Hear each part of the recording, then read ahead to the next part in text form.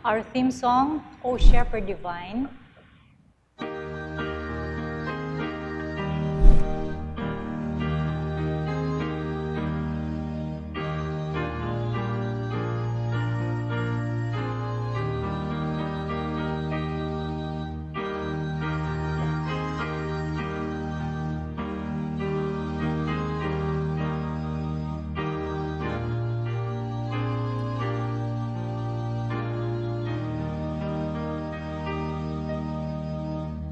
O Shepherd divine, I know thou art mine. Thy stripes in the night was for me. This bleak world is cold, but warm is thy fold. My Shepherd, I follow thee. Thy beautiful lamp shineth bright for my way. Thy glorious light unto the perfect day. Through pastures serene, through valleys of green, my Shepherd, I follow thee. O Shepherd divine, I know thou art mine. Thy great heart was broken for me. Thy grace and thy love I picture my own. They kissed upon Calvary. A life that was given to ransom my soul, a heart that was broken to make sinners whole. This world is but lost in view of thy cross. My Shepherd, I follow thee. O Shepherd divine, I know thou art mine. I hear thee ring, follow thou me. Thy message today illumines my way. The spirit of prophecy. I thrill at thy marvelous love to thy sheep. The way that dost lead to thy still waters deep. One staff and one rod, one fold and one God. My Shepherd, I follow thee.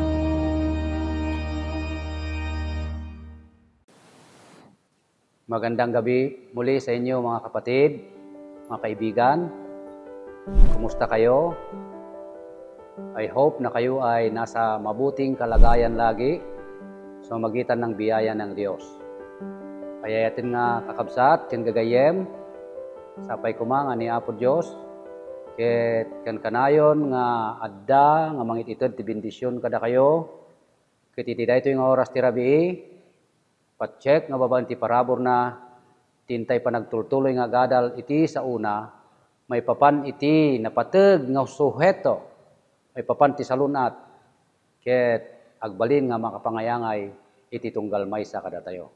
Tultuloy tayo nga pagsasaritaan daytoy, tema tayo nga preparation for the final crisis.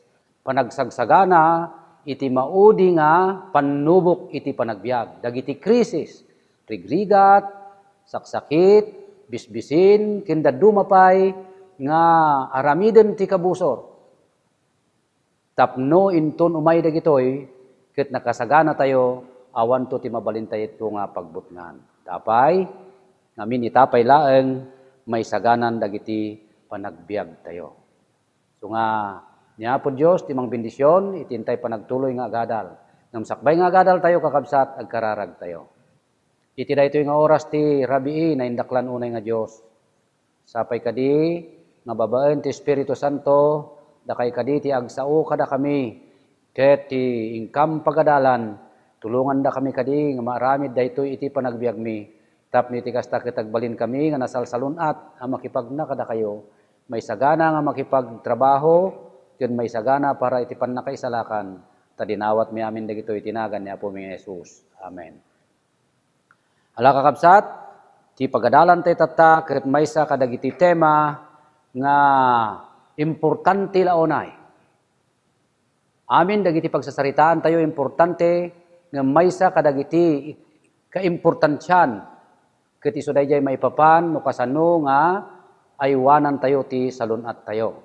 Kung meron pang isang napakahalagang bagay na ating dapat gawin ay ang ingatan po natin ang ating kalusugan para kapag kadumating ang mga pagsubok sa buhay, malakas tayo. Wala tayong sukat, ikabahala dahil napaghandaan po natin ang mga bagay na dapat paghandaan. So, gusto ko lang ipahiwatig sa inyo ng ating pag-aaral ngayon ay hindi ito pagtatakda kung ano po ang dapat nating gawin tungkol sa ating mga kalusugan. Pero ito ay sasabihin ko lang sa inyo kung ano po yung sinabi ng Diyos na dapat nating gawin.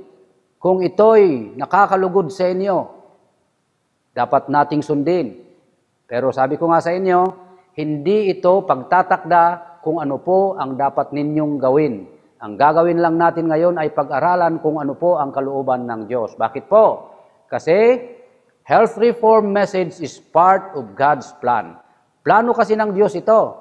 Daytoy linteg ti salunat kakabsat, reforma ti salunat, ket mensahe daytoy niya po Diyos. Kadaytoy saan nalang ay katen kada tayo dayjay pungtot, dayjay kinaagom, dayjay saan tayo nga pagkinaawatan, no di ket ikaten na pay dagiti narugit. Ken saan nga ubiso nga paset dayjay panagbiag nga kayat niya po Dios. Suga po na nga kuna ni Apostol Pablo ije Roma 12 versikulo 1. Basahan tayo Roma 12 versikulo 1. Tapno iti kasta ni Apostol Pablo maawatan tayo dayjay ibagbagana. Kastoy man ti kuna ni Apostol Pablo. Dawatek nga rod kakabsat. Gapu ka dagiti kaasi ti Dios nga ipaayo dagiti bagbagiyo akas daton as ibibiyag na santuan ken makaayo iti Dios. Iso a panagdayaw yo na espirituan. So sa makatwid, ang ating mga sarili ay kinakailangang ibigay natin sa Panginoon bilang isang haing buhay na naayon sa maayos na pagsamba. Yun ang gusto ng Diyos. Kaya nga, ang ating mga sarili, kinakailangan tayo ay patuloy na malusog. Kaya ingatan po natin ang ating kalusugan. So, napaka-importante na pansinin po natin.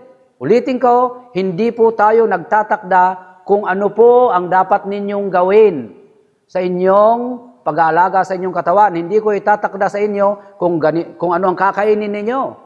Pero pag-aralan lang natin kung ano ang dapat gawin para patuloy tayong malusog, mga kapatid at mga kaibigan. So dahil tipanggap na dahil nga, adal, da kayo ti mga ramid ti desisyon, kalpasan dahil nga panagadal, noan niya dahil rumbeng yung nga ramiden, tapno iti kastakit agbalin kayo nga nasalunat. Dahil idagadag dahil panagadal tayo iti dahil nga rabii. Takuna na ngamin ijay child guidance, page 382. Kastuiman ti kunana. I have been shown that flesh food has a tendency to animalize the nature, to rob men and women of that love and sympathy which they should feel for everyone, and to give the lower passions. If meat eating was ever healthful, it is not safe now. Kanya ko na nakakabsat, na ipakita kano ni Sister White, nga ti pannangan panagsida iti lasag ket kasla mayan nurot meten dayjay kang kanen tayo idiyay agbalin na kababalin tayo. It tends to animalize the nature. Kunana ket daytoy agawon na iti karbengan dayjay babae ken lalaki may papan iti dayjay ayat ken simpatsya amasapol nga itud tay kumati sabsabali kaya nang asawan agkurang tayon ti nananay nga pannakaawat nukas pangarigan kan kanayon nga aramiden tayo daysan nga pagayatan ni Apo Dios. So nga ibagbagana daytoy nga panagadal tayo nga no may papan iti pannangan iti karne no idi ket nasalunat saanen nga nasalunat kita. Kung noon ang pagkain ng karne o mga lamang kate ay helpful pa, ngayon, sabi ni Sister White, ay hindi na. Bakit po? Alamin po natin. Meron akong binasang aklat na ang tawag ay, the title of the book is Life at its Best. Nabasa ko sa aklat na yon na kapag ka ang mga mangangalakal ng hayop upang ito'y katayin, hindi naman agad-agad makakabili sila dito sa malapit. Pero ang gagawin nila, sila po ay pupunta ng iba't ibang lugar, maghahanap ng mga hayop na ipinagbibili ng mga tao. So sa layo ng kanilang pinuntahan, kung makabili man sila ron, pagbalik, ikakarga na nila sa truck, at habang sila ay nagbibiyahe, magugutom ang hayop, naiinitan, nauuhaw. Sabi ng aklat na yon, yung mga hayop na yon ay nagkakaroon na sila ng sakit. At kapag ka dinala doon sa slaughterhouse, magtatagal pa doon. Kasi sasaliksikin pa yon. Kung ito nga ay pwedeng katayin o hindi. Kasi kapag ka naman may sakit, hindi. Pero hindi nila mamamalas kung ito ay may sakit o hindi dahil malusog naman yung kalabaw o kaya baka kung ano man yung dinala roon. Pero dito sa kanilang utak, ayon doon sa aklat ay nagre-rebelde na sila. Meron ng sakit ang kanilang katawan. Na kapag ito'y kinatay at dadalhin doon sa pamilihang bayan, doon sa palengke, may sakit na yon. At kapag ito ay ating binili, iniluto, kainin, tayo naman ay maapektuhan na rin. Hindi agad-agad kasi malusog pa naman tayo.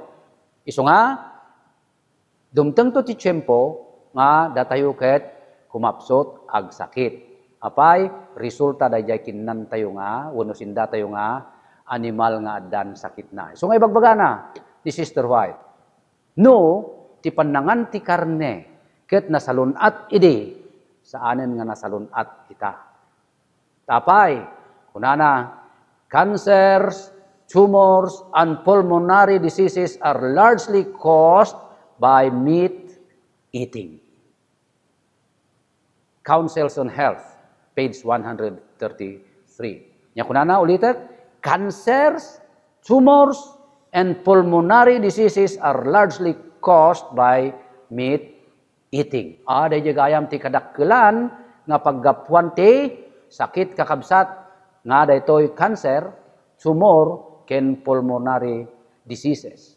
Isu nga agannad tayo. Kadagitoy nga banbanag. No agsida kayo ti karne, agsida tayo ti karne, datay nukas pangarigan laeng, sagpaminsan laeng. Tadada mga amin ng dagiti tao nga kaslasan damutten nga makapangan, no awan ti karne. No ti sidaen da nateng kunada awang ngamin masidaket, isu nga daytoy laeng. Kaslaki din san nga pagtaraonen dayjay nateng. Kasla nakakaasi biagdan no nateng ti sidaen da. Dida mo nga dayjay gayam ti maysa kadagiti kasasalunatan nga pagtaraon kakabsat. Napay, may nayon na detoy. Adadalin tayo detoy, nagapu daytoy ti balaag ni Apo Dios kadagiti anak na, ken kadagiti su amin. Nya kunana, ti coffee, meat are harmful to our health.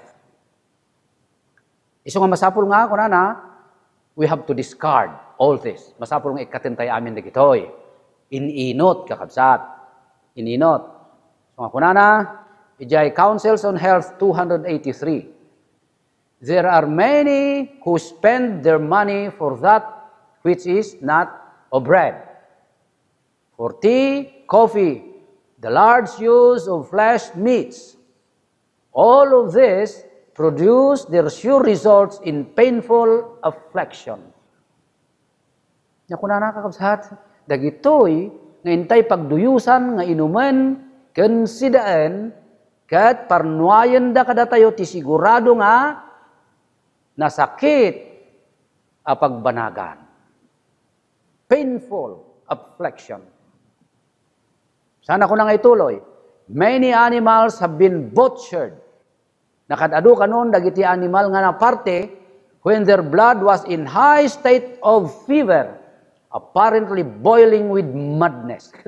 Apay, di yung baga kada kayo, di yung pananggatang da nga dayo, yung biyahe da, siyempre, napudutan, mabisin, nawawan, ke talaga nga da jay rik-rik na dasan nga naimbag. Iso nga ibagbaga na dito it boils with madness. Agburburek. Iso nga naman, ure da tayo pa no da duma, di ba? No da kasursurun tayo, kaslag burburek jidara tayo, kayat tayo ke mga ramit tayo tisang nga naimbag, ure da jay animal mo't kumangam, o mabalin ng aramida na, nakagalop mait. Sa kontrolado, dagiti mang parte. So nga maramid na. So, those who eat of these meats are subject to inflammation and blood poisoning. Yakano, kunana? Dagitoy nga agsida kadayjay klase ti karne, itad na kadatayo iten niya, pan nakadadaal dayjay, wano pan nakabasabidong dayjay, dara tayo. Kakabsat.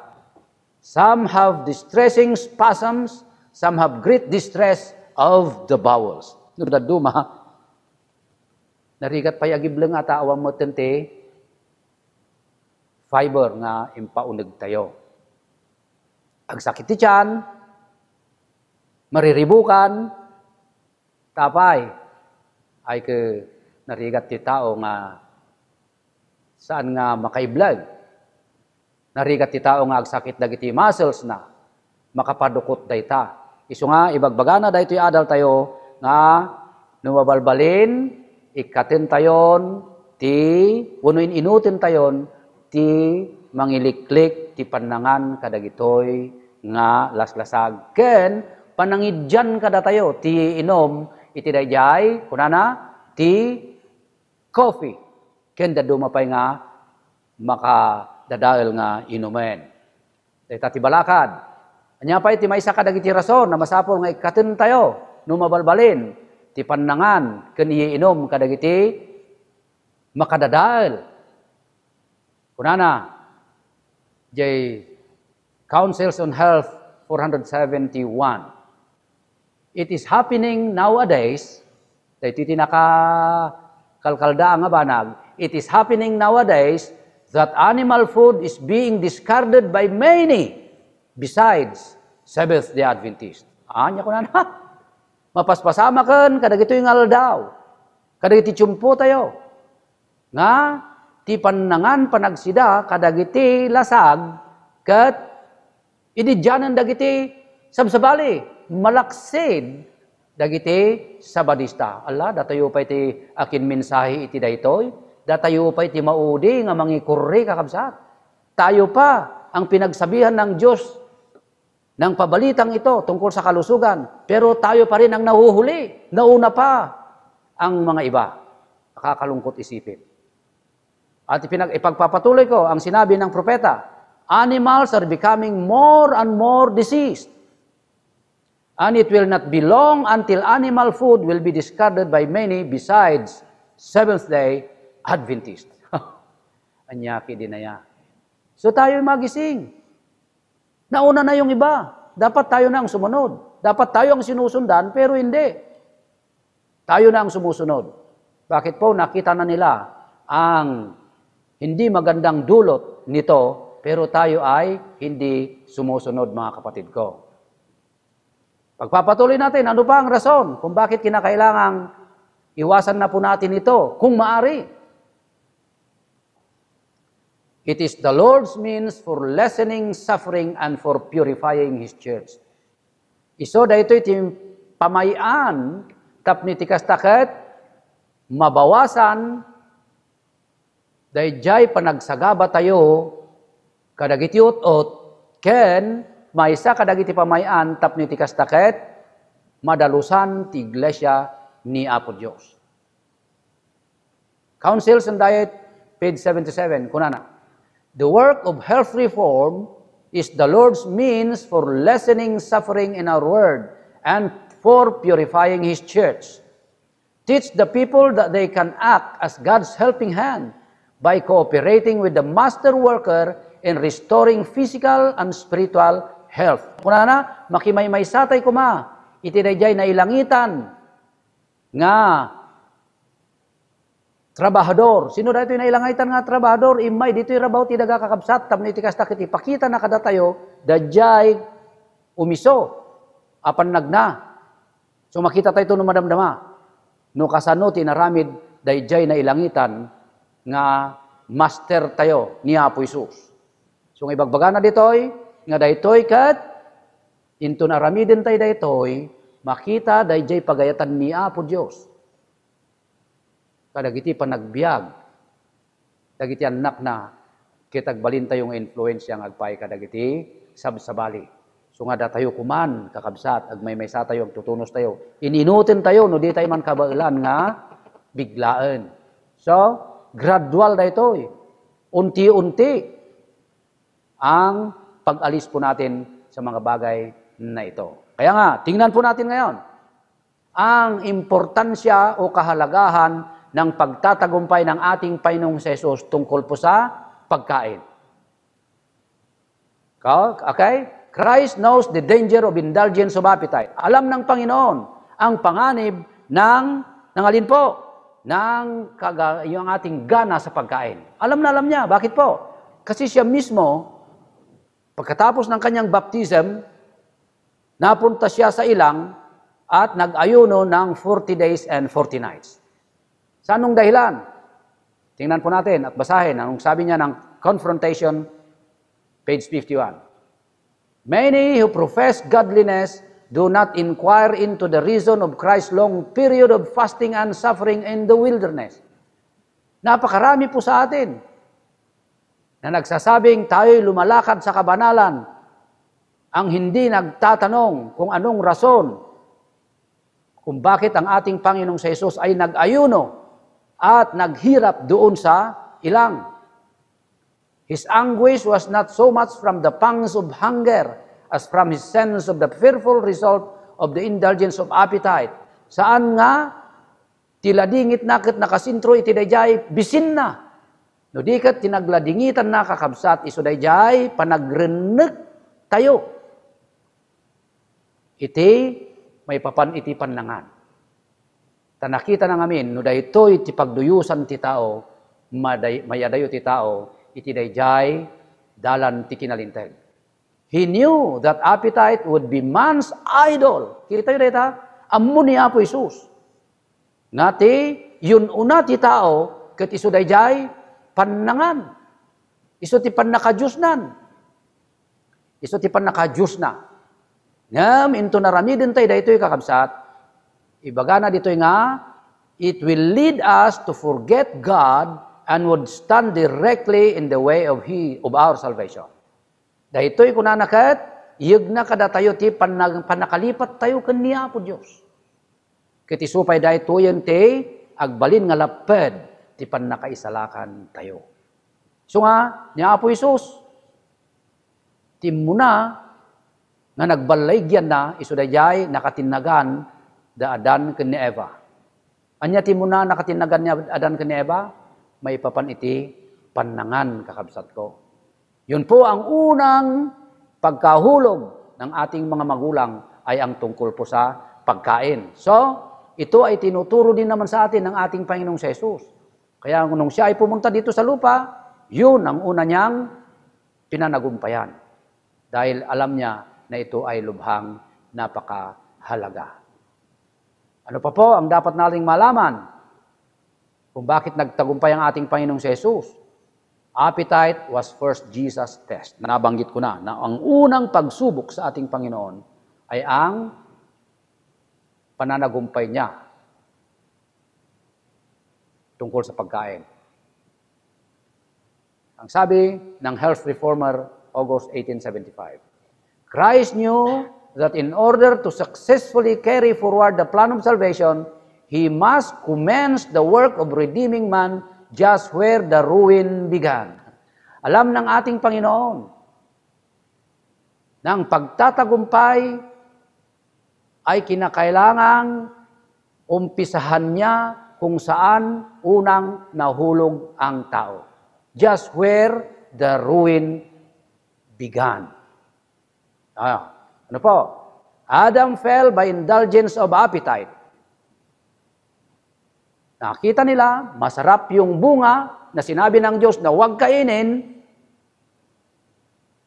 pero kinain pa rin nila, kahit na sinabi ng Diyos na hindi. In order to impress upon man his obligations to obey the law of God, Christ began His work of redemption by reforming the physical habits of man. Niya po Isus, kaya't nga balbaliwan dayjay na fisikalan nga ug ugalyon ti tao. Kakabsat ko, isu nga inaramid na dayjay kaimbagan ken kaannadan nga wagas. Nga saan nga madadael dayjay desisyon na may papan iti dayjay panubok ti kabuso. Tamo tayo mat. Kalpasan nga nalpas ti 40 aldaw ken 40 rabi, nandun na yung kaaway. Anong sabi ng kaaway? Alam niya kasi na ang ating Panginoon ay gutom. Kaya ang sabi niya, kung ikaw ang anak ng Diyos, gawin mong tinapay ang batong ito at kumain ka. So makita yung kabsat, ngam niya po Diyos, niya po Isus, san na nga, dinengeg dahi nga panubok ti kabusor. No dikat niya't kunana, san laeng nga titinapay ti pagbiag ti tao, no dikat tunggal balikas, nga agwayaway uno aggapo itingiwat ti Dios. So nga nakapatpatiglaunay kakabsat, no kitaan tayo daytoy, ken surutin tayo, niya po Diyos ti madaydayaw, tagbalin tayo nga nasa lunat. So nga kitaan tayo pa kunana ni Sister White, EJ Counsels of Diet and Foods in page 167. Christ overcame so that we too may overcome. Ang ating Panginoong Jesus ay nagtagumpay para tayo din naman ay magtagumpay. Bakit po? Kasi siya na ang nagbata ng lahat ng bagay. Ni Apo Isus nagbalay kay kakabsat, nusurutin tayo isuna, katisuko tayo, tiso amin tayo kunkwana, uray da tayo, agbalay tayo mat, gaputa, isutimang tulong kada tayo. The strength of the temptation to indulge appetite can be measured only by the inexpressible anguish of our Redeemer in that long fast in the wilderness. Imagine that kasi, 40 days and 40 nights. Nagatidog nga, panaganos, nagatidog nga panubok, nga minanduran na amin daytoy, para kada kayo, ken kanyak. He knew that the indulgence of perverted appetite would so deaden man's perceptions that sacred things could not be discerned. Amo niya po Diyos, amo niya po Isus, nga ti panagreneg tayo, iti may papantipan nangan, ket patayin na, dajay pan nakaawat tayo kadagiti nasantuan nga banbanag. So nga, importante launay nga annadan tayo kakabsat, dagiti salunat tayo. Taintun na salunat tayo, nalawag dagiti panpanunot tayo, masurutan tayo, dajay pagayatan niya po Diyos, ket isu ti maidaydayaw. Ket da tayo, agbalin tayo mat nga, naragsak. Dayta ti panggap na, no apay nga masapul nga, ay wanan tayo dagiti salunat tayo. Isu nga, ti pakpakaasi ni Apostol Pablo, jay umuna Korento, 10:31, kastoy man ti kunana. So whether you eat or drink or whatever you do it all for the glory of God. Yan ko na, nyaman nga ramidan nyo. Mangan kayo, minum kayo. Amin na ba naging karamidan ko na? Aramidan nyo amin, apakaidaydayawan ti Apo. Sana ko namot lang ni Apostol Pablo. Jai Corinto 9:24 ngayong 27. Kastoy manti ko na. Saan nyo nga ammo nga iti paglulumbaan agtaray da amin nga may salaeng ti umawat ti gungguna agtaray kayo met iti kasta tapno makagunod kayo. Uno magunudan nyo. Una na ni Apostol Pablo. Ketunggal tao ang makisalisal agparbeng kadagiti so amin na banbanag. Isuda ramiden da daytoy tapno magunudan da ti maysa abalangat nga grupsa. Ngem da tayo ti saan nga agrupsa. Siyak nga rod. Kunana ni Apostol Pablo. Agtarayak iti kastoy. Saan akasla makigasan-gasat.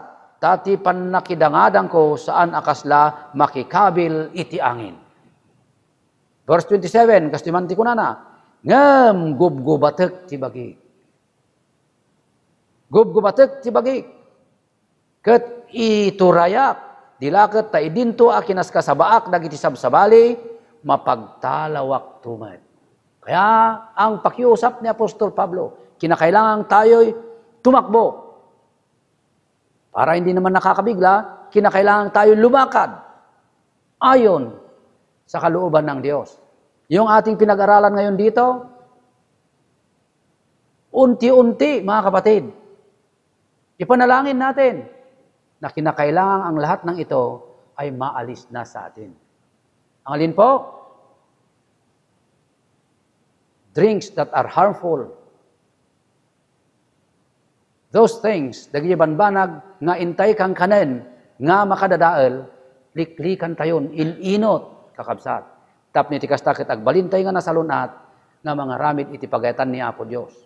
Tapno iti kasta, ni Apo Diyos ti maparagsak, ni Apo Diyos ti may daydayaw, datayo met, kit agbalin tayo nga nasalunat, na makipagnakin ko na. Laglagi pun tayo, nga sidigan, dayjay aldaw nga urayan tayo. Tadagiti so amin na banbanag, ngayon baga ni Apo Isos apagilasinan, at dadan kadagiti tiyempo tayo. Kadanya nga ruti aramidem ken aramidet, di ka pailaeng sumurot ken kwa na, kadagiti pakpakaasi nga impaisurat na ken ni Sister White, di tayo pailaeng kadisuruten. So agmamaysa tayo kumakakapsat, ang mga ramid iti dadya pagayatan ni Apo Diyos. Tayong lahat ay magkaisa. Nasundin po natin ang pabalita mula sa langit tungkol sa reforma ng naukol sa ating kalusugan. Sana yung pagpapala ng langit ang siyang maibuhos sa atin upang ang kalooban ng Diyos ang siyang masunod sa ating mga buhay. Pagpalain tayong lahat ng Panginoong Diyos. Manalangin po tayo. Makapangyarihang Diyos, salamat po ng marami. Sana po, tulungan niyo kami ng aming napag-aralan ay aming maisakabuhayan. Kinikilala po namin na kami ay mahihina. Wala kaming magagawang mabuti kung wala kayo sa amin. Kaya kami ay nagsusumamo sa inyo na sana ay tulungan niyo kami ng mga bagay na ito ay aming masunod sang-ayon sa inyong tulong at biyaya. Nangyari nawa na mula ngayon ay tulungan nyo kaming magpasya at sumagitan ng banal na Espiritu, gawin nyo kaming maging matagumpay sa lahat ng mga desisyon na aming gagawin. Salamat po na sumagitan ng inyong kahabagan at mga biyaya, ang aming mga kahilingang ito ay aming tatanggapin ang kasagutan sang-ayon sa inyong pag-ibig at biyaya sa pangalan ni Jesus naming Panginoon. Amen. Kakabsat, inton sumarunong arabi, awisin kayo manen, nga addan tulat ta, nga umay agdengeg, kadagiti, na imbag nga padamag ni Apo Diyos, may papaniti, panagsagsagana tayo, kadagiti, banbanag, nga adda iti masakbayan, nang runa dagiti krisis, nga ipalubos na tapno iti kasta, da kayo ken siya, ket mananay ti pamati na. Tuloy tayo kumangaro na magna, bakas mayan nurot iti pagayatan ni Apo Dios tadayta ti makayayo ken kuana. Nasaokon inton rabii agsubli kay kumaamin manen kadagiti ayan nyo tay tuloy tayo ti agadal kadagiti sasaon ni Apo Dios.